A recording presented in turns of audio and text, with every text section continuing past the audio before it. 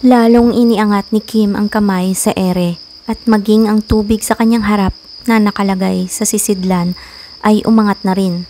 Naging bilog iyon at natapat sa kanyang mukha. Bahagya siyang umiti nang makita niya ang kanyang refleksyon sa tubig.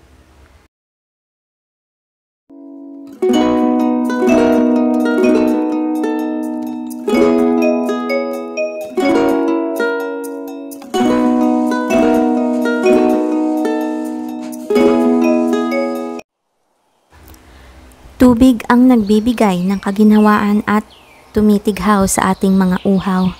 Kailangan ito ng lahat ng nilalang sa mundo at sa pamamagitan ko na siyang pinagkalooban ng elemento ng mundo ay maaari kong gawin ang bawat naisin ko. At hinihiling kong sa pamamagitan ng tubig kayo'y kanyang paghilumin. Anas ni Kim, at pagkatapos sabihin ng mga katagang iyon, ay dahan-dahang iminulat niya ang mga mata kasabay ng pag-angat ng dalawang braso niya sa ere. Ganoon din ang nangyari sa bawat tubig na nasa sisidlan. Umangat din yon sa ere na animoy bolang kristal ni hindi tumulo o lumikha ng kung anumang patak. Kontrolado iyon ng kanyang isip at puso. Pinakikinggan siya ng tubig sa anumang kanyang iutos. Bilang tagapagbantay ng tore ng daya, naatasan siyang tumulong sa digmaan laban sa mga loob bilang manggagamot. Mag-iisang buwan nang lumilipas nang masira ang harang gawa ng pagkakawala ni Sinaida, ang tagapagbantay sa tore ng amyanan. Sinundan ito ni Nakara, ang tagapagbantay sa tore ng laod, kasama si Noel, ang bunsong anak ni Eman na siyang may likha sa Ignacia. Sa ngayon ay natagpuan na ni Nakara at Sinaida sa isang taniman ng mga bulaklak. Ibinulong ni Kara iyon sa kanya sa hangin na naibalita kay Ina nung nagkita sila para gamutin si Chris, ang panganay na anak ni Eman na siyang namumuno sa kalinga. Dahil sa matinding pinsalang tinamo nito sa pakikipaglaban sa isang lobo. Nabanggit ni Kara na hindi nito magawang makalapit kay Sinaida dahil hindi raw nakikilala ito ni Sinaida. Batid niyang hindi sila magkakakilala sa mukha. Gayunman, kahit paano sana ay nakadama si Sinaida ng koneksyon dahil sa elementong nasa loob ng kanilang mga katawan. Kahit daw anong paalala ni Kara, rito ay wala itong maalala. Sa huli ay pinaalis ito ni Sinaida dahil sa takot. Marahil ay nakala nitong nababaliw na si Kara. Si Kim ang pangalawang tagapagbantay ng tore. Ang kanyang inang si Nida na anak ni Neri ay hindi maaaring maging tagapagbantay dahil sakitin ito. Hindi kaya ng kanyang ina ang obligasyon. Siya ang panganay sa lahat ng babaeng anak at magpipipinsan. Isa pa ay kinakakitaan siya ng potensyal ng kanilang ninuno, ang ama ni Neri na kanilang kapitan, sa panggagamot. Ayon sa kanilang ninuno, wala siyang iniwan sa anak nito na husay. Sa ulado ni Kim ang lahat ng orasyon sa isang iglap. Biniyayaan siya ng talas ng isip na isa o dalawang turo lang sa kanya ay agad na niyang nakakabisa.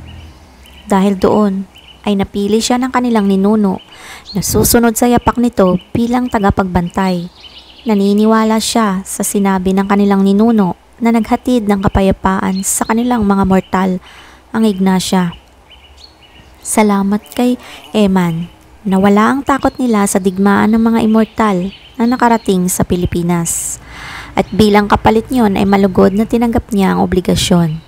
Tinawag siya ng elemento ng tubig at ipinaalam sa kanya na kailangan na niyang magtungo sa Barlig, ang bagnin na siyang kinaluluguran ng kanilang tribo at nasa silangang bahagi ng Barlig.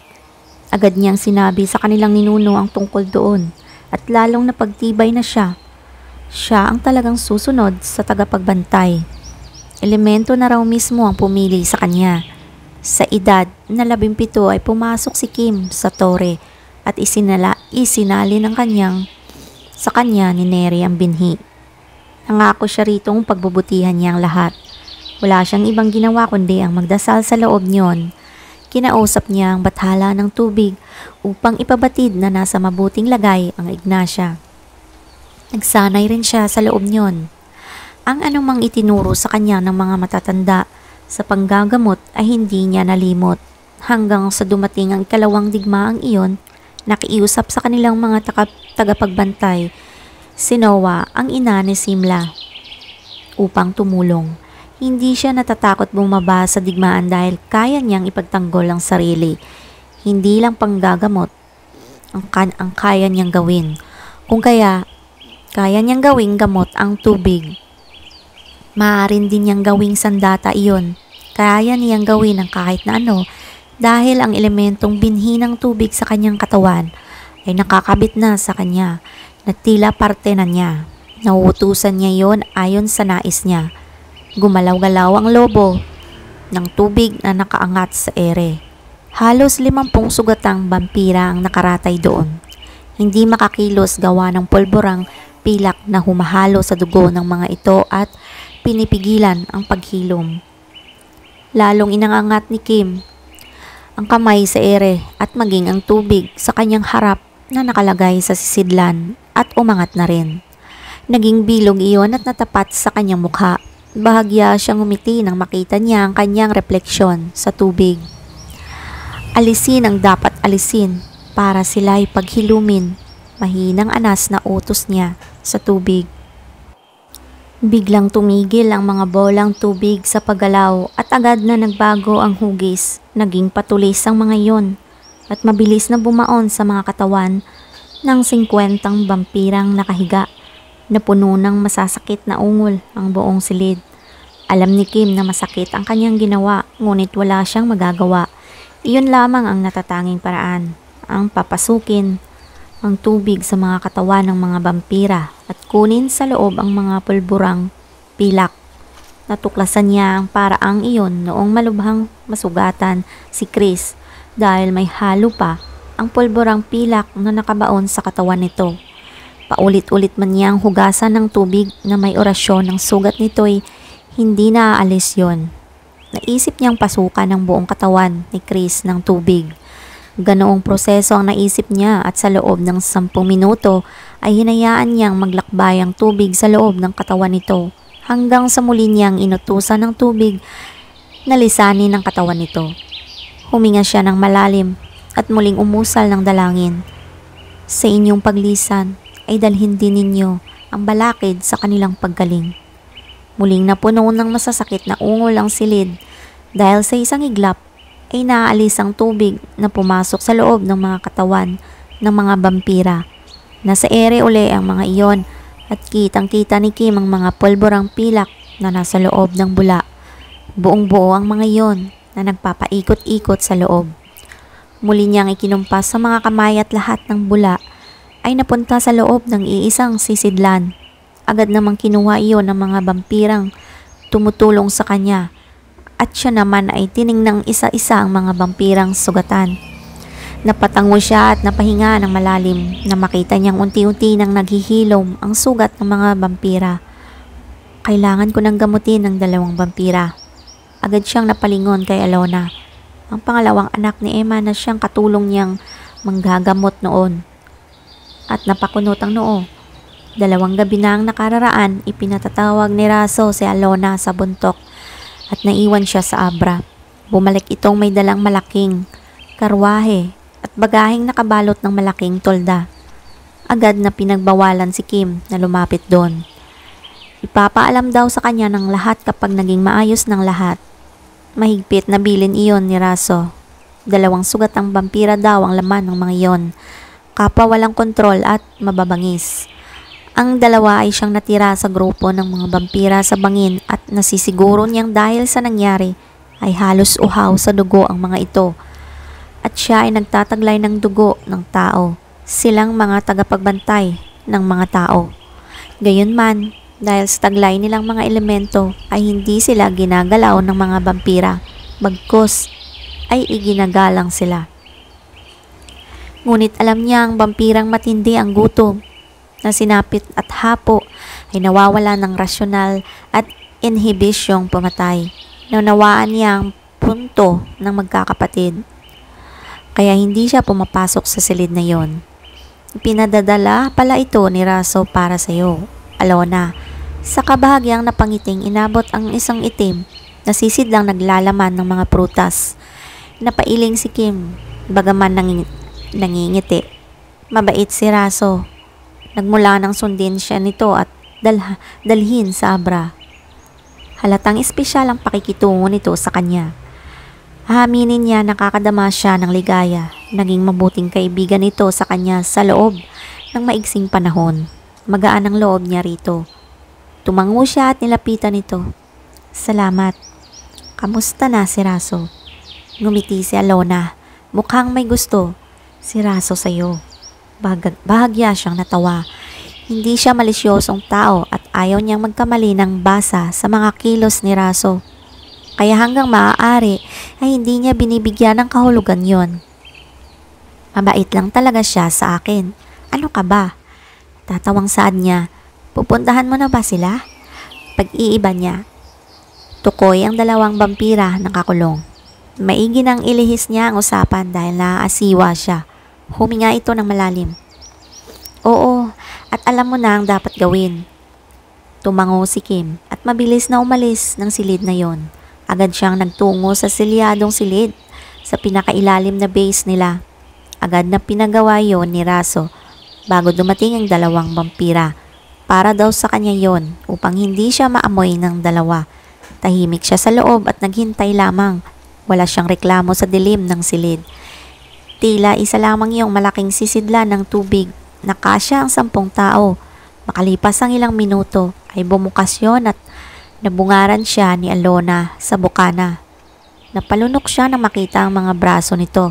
Pawang may sugat ang mga yon. Tandang pinanggagaramos ito ng mga vampira. Mukhang hanggang ngayon ay hindi pa rin nagtitino ang dalawa. Nakahinga na lamang siya ng maluwang na makita niya unti-unting naghihilom yon. Hanggang ngayon wala pa rin silang pagbabago? Bakit hindi na lang sila ibalik sa Ignacia? Suhestyon niya habang naglalakad sila palabas. Kailangan silang swestuhin. Oras na makawala sila, aatake sila ng tao. Natigil si Kim sa paglalakad at kinabahan.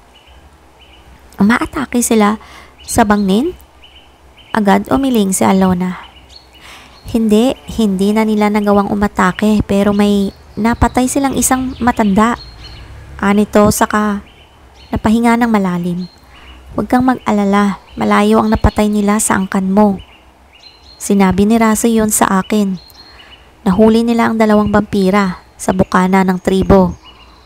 Kadadating lang ng grupo nila Raso para tumulong pero kasama ang palad ubos ang parehong pangkat pagdating nila. Naghanap sila ng mga nakaligtas sa digmaan at nadatnan niya ang dalawang pumatay ng tao. Napahinga si Kim ng malalim. Dahil sa sinabi ni Alona, ay nakampante siya. Hindi naman lumalabas nang ituktok ng bangni ng tribo nila. Taal silang taga Batanes ngunit dahil madalas daanan ng bagyo ang kanilang lugar ay nagpasya ang kapitan nilang lisanin yon. Sa bangnin sila dinala ng kapalaran at doon na namalagi. Doon na rin sila nahanap ni Eman. Ginagawa namin ito para iligtas ka. Hayaan mo't lilipas din ang pinagdaraanan nila. Halos 1 linggong hindi umiinom ng dugo ang dalawa. Pagod at halos mamamatay na sa digmaang yon. Hindi mo sila masisisi kung naging marahas sila sa naging mabangis. Anya, Alona, napatango siya. Sang-ayon siya rito. Sa tagal niyang tagapagbantay roon, ni walang nangahas na pakailaman siya. Halata ang paggalang sa kanya ng mga vampira. Gayunman, naunawaan niya kung dadating ang ganoong pagkakataon. Vampira sila at mayroon silang matinding kahinaan, ang dugo ng tao. Sige, gagamutin ko pa ang mga vampira, galing ng Isabela. Paalam niya kay Alona. Nang tumango ito ay tumalima na siya. Pumasok siya sa kaibayong silid na pinanggagalingan niya kanina at napahinga ng malalim nang makita ang halos 50 vampirang nakaratay. Iyon ang kanyang tungkulin at kahit kailan, Walang mabangis na vampira ang makapagpapapigil sa kanya para tuparin ang kanyang obligasyon. Napahinga siya ng malalim at muling ginawa ang kanyang orasyon para pagalingin ang mga nakaratay. "Kamusta ang mga vampira?" tanong ni Alona. Agad nilapitan nito ni Kim pagkatapos niyang isara ang pinto. Habang tumatagal ang digmaan ay parami ang mga vampirang sugatan. Ang dating 50 ang kanyang ginagamot ay umabot na sa 100. Gayunman ay natatapatan pa rin nila ang laban. Salamat sa magigiting na vampira. Nagsanay rin ang mga ito sa loob ng Ignacio. Naghihilom na sila. "Kamusta ang kabilang silid?" tanong niya. "Maayos na rin sila. Salamat sa isang vampirang marunong manggamot din." Anito sa kahuminga ng malalim at iniangat ang hawak na itim na sisidlan. "Salamat kay Ama. Dahil dito nagagamot ko rin ang mga imposibleng sugat na likha ng mga lobo." Napatango si Kim. Iniwan ni Emma ng itim na sisidlan kay Alona. Ayon kay Alona, ang kwento ng ama nito naglalaman ng sisidlan ng likidong mayroong orasyon ng matatandang lobo na manggagamot ang kahit anong uri ng sakit o pinsala ng mga immortal. Ipinatak nito yon sa tubig na dinasalan din ng upang hindi agad maubos. Sabihin pang maraming pamanang ganoong gamot ang ama nito, tinitipid pa rin nila yon. "Mabuti kung ganoon. Kamusta na sa digmaan? May balita na ba ang kapatid mo?" Naglakad na sila upang magtungo sa kanilang silid. Nilaanan sila ng basing iyon sa sariling makapagpapahingahan. Pagpapasok nila, nahahapong ibinagsak ni Kim ang sarili sa silya. Kontrolado pa rin nila ang buntok at kalinga. Kumunot ang kanyang noo nang titigan siya ni Alona. Ilang beses nang nahuhuli niya itong ganoon. Ngunit kapag itinanong niya ito, umiiwas to. "May problema pero ayaw mong sabihin sa akin?" Komento ni Kim at tumayo na. Naupo siya sa tabi ni Alona at pinakatitigan niya ito. Kinutuban siya nang hindi ito nagsalita. Gayunman, nabasa niya sa mukha nito ang matinding pag-aalinlangan, lungkot at bahagyang takot hanggang sa nagpuga ito ng hangin. Si Raso, nakausap ko siya nung isang araw. May natuklasan siya sa matandang napatay sa 2 vampira at agad silang nadapa pagkarinig sa malakas na pagsabog. Halos mabingi si Kim sa lakas niyon at nakaramdam na lamang siya ng matinding init. Agad niyang iginalang paningin para maghanap ng kasagutan at nabigla siya nang makita ang pinanggagalingan niyon. Nasusunog ang kisame nila at natatabunan na sila ng umuusok na kahoy. Agad na lumabas ang pangil ni Alona at hinatak nito ang braso niya. Sa mabilis na kilos bilang vampira ay nagawa nitong ilabas siya. Napasinghap na lamang siya na makita ang labas ng silid ng inuukupan nila. Nasusunog ang base nila. Napaigtad siya pagkarinig niya ng maraming pagsabog. Napatingala siya at nakita ng mga bulang apoy. Mukhang gumamit ng malaking tirador ang mga lobo para pasabugin ang kanilang base. Bukod doon ay inatake na rin sila ng ilang lobo. Lalo siyang nahindik nang makita niya ang paraan ng pag-atake ng mga lobo. Parang mga asong ulol na pinaglalala pa ang ilang vampira. Kung makasta ay parang hindi na mga lobo.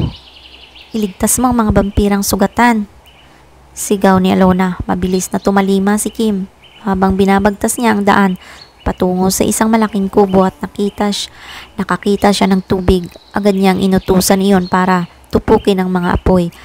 Halos malaking porsyento ng tubig ang nauutusan niya at nagawang patigilin ang paglagablab ng apoy.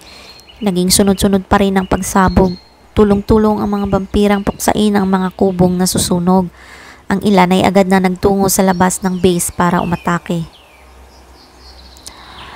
"Sandali, bubuksan ko ang pinto," sigaw ni Kim, para malaman ng mga nasa loob na mayroong handang tumulong sa mga ito.